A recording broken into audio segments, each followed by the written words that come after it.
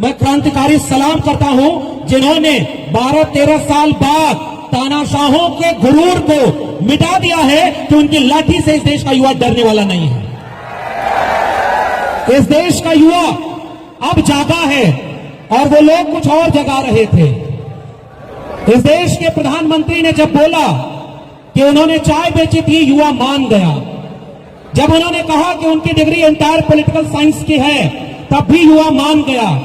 उन्होंने कहा कि वो विश्व गुरु बनाने के लिए नॉन बायोलॉजिकल अवतार लिए हैं, तब भी युवा मान गया। लेकिन अब इस देश के युवा ने कहा है कि अगर आप शिक्षा मंत्री का इस्तीफा नहीं देंगे तो हम आपकी कोई बात नहीं मानेंगे। ये जगा हुआ युवा ही भारत की तकदीर बनाएगा। उनके हर झूठ को हमने सच माना। नतीजा ये है कि झूठ कुर्सी पर बैठा है। मैं उसी दिल्ली विश्वविद्यालय का 14 साल प्रोफेसर रहा जिसकी एंटायर पॉलिटिकल साइंस की डिग्री प्रधानमंत्री बताते हैं और वो फर्जी पता चलती है। आपको पता है ना, प्रधानमंत्री की डिग्री पर संदेह है कि नहीं आपको? आप कंफर्म है कि उनकी डिग्री ओरिजिनल है?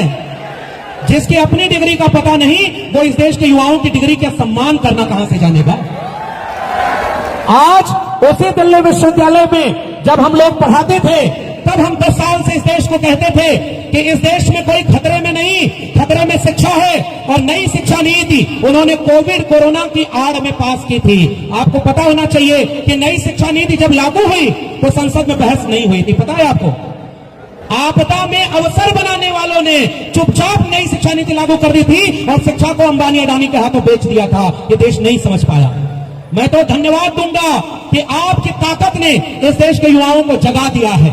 लेकिन इस मंच पर ये जंतर मंतर है, जाने कितने आंदोलन यहां से हुए और उन्होंने मुकाम हासिल किया। इस आंदोलन ने एक जिद ठानी है। और जब मैं यहां आ रहा था तो मैंने महाराष्ट्र की एक वीडियो देखी। उस वीडियो में रेलवे स्टेशन पर कुछ युवा नारा लगा रहे थे, जब जब मोदी डरता है हिंदू मुस्लिम करता है। दिल्ली में जिस दिन नारा लगा था कि जब जब मोदी डरता है पुलिस को आगे करता है। क्या नारा लगा था? जब जब मोदी डरता है। आज ही आप गूगल करिएगा, क्योंकि आप प्रधानमंत्री का मंच नहीं है यहां से झूठ बोला जाए, यहां से सच बोला जाएगा। महाराष्ट्र के लोगों ने नारा लगाया, जब जब मोदी डरता है हिंदू मुस्लिम करता है। अब ये युवा समझ गया है कि आपके नफरत के एजेंडे में ये शामिल नहीं होगा। मैं बहुत छोटे 2-4 आंकड़े दे दूं। जहां जहां इनकी सरकारें हैं, मैं उत्तर प्रदेश से आता हूं और उत्तर प्रदेश में ये धर्म के नाम पर सियासत करते हैं। 27,000 विद्यालय बंद किया सरकारी और 27,000 मधुरालय खोल दिया था, ताकि ठेका आपके गांव में, शराब आपके गांव में, लेकिन कलम और किताब आपके गांव में नहीं पहुंचेगी। बताइए, उसको जवाब देना चाहिए कि नहीं? जब इन्होंने नारा लगाया था कि पढ़ेगा इंडिया तभी आगे बढ़ेगा इंडिया, उसी समय आपको समझ लेना चाहिए कि ये नारा झूठा है। उन्होंने कहा था कि हम आएंगे तो गंगा साफ करेंगे। गंगा साफ हुई? जरा जोर से बोलिए। हर साल 2 करोड़ रोजगार मिला? आपका रोजगार गया कि नहीं गया? 12 करोड़ रोजगार मिलने की बजाय 24 करोड़ रोजगार छीन लिया।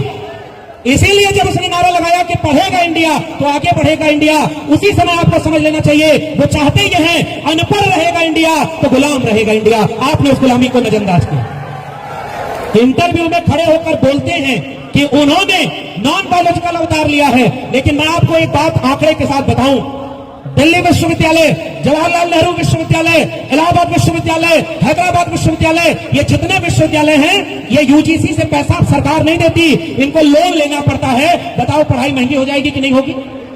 भाजपा के जितने बड़े नेता हैं उनमें से किसी के बच्चे यहां पढ़ाई करते हैं क्या? अरे भाई जोर से बोलना है। धर्मेंद्र प्रधान के बच्चे यहां पढ़ते हैं? ये उनके जितने भाजपा के बड़े बड़े नेता यहां पढ़ाई करते हैं?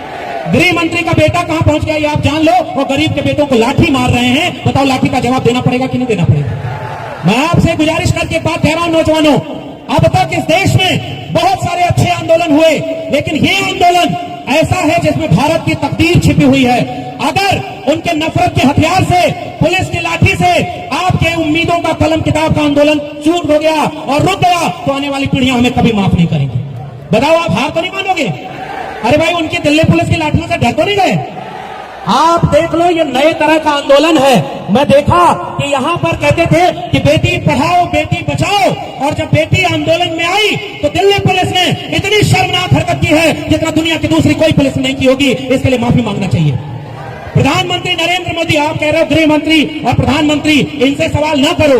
और हम तो इस आंदोलन के आयोजकों को भी धन्यवाद देते हैं। लोग अब टीवी मीडिया पर खड़े होकर के कह रहे हैं कि फंडिंग कहां से आई।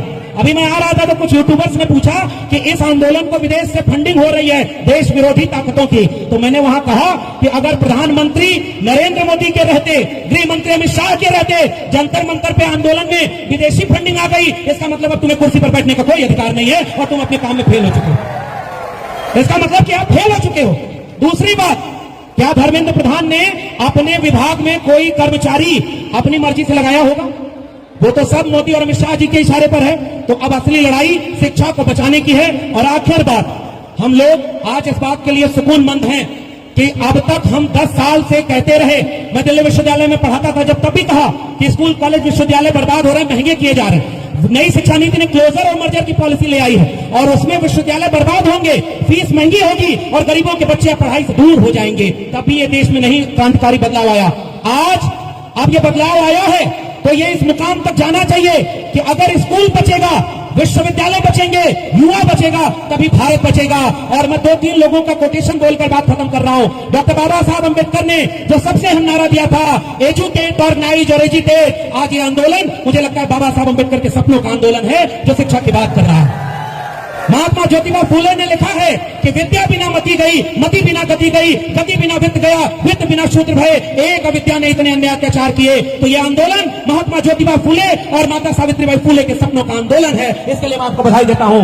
इस देश में स्लोगन कहा जाता है कि उम्र लंबी नहीं, जिंदगी बड़ी होनी चाहिए। शहीद आजम भगत सिंह ने एक लेख लिखा, विद्यार्थी और राजनीति, और उन्होंने कहा कि अगर अच्छे लोग राजनीति नहीं करेंगे तो वो बुरे लोगों की राजनीति के शिकार होंगे। ये आंदोलन विद्यार्थियों को राजनीति सिखा रहा है और अनपढ़ जाहिल लोगों को, सत्ता के दमन को, उनको खत्म करके ये आंदोलन जीतेगा। इसी उम्मीद के साथ मैं आप सबके जज्बे को सलाम करता हूं। और यहाँ के आयोजकों ने जो अपील की, इस आंदोलन को भटकाने के लिए हिंसा का सहारा लिया जाएगा। आप हिंसा मत करना और शांतिपूर्ण तरीके से एक एक व्यक्ति, क्योंकि गांव-गांव में अभी आंदोलन पहुंच चुका है और हम लड़ेंगे, जीतेंगे। और जिन लोगों ने युवाओं का अपमान किया, एक एक लाठी का बदला बाबा साहब के संविधान से लीजिए और पूरे देश में तब तक ये आंदोलन चले जब तक इस्तीफा न हो और शिक्षा की क्रांति न हो। आप सबके जज्बे को सलाम। जय भीम, जय मंडल, जय संविधान, इंकलाब जिंदाबाद।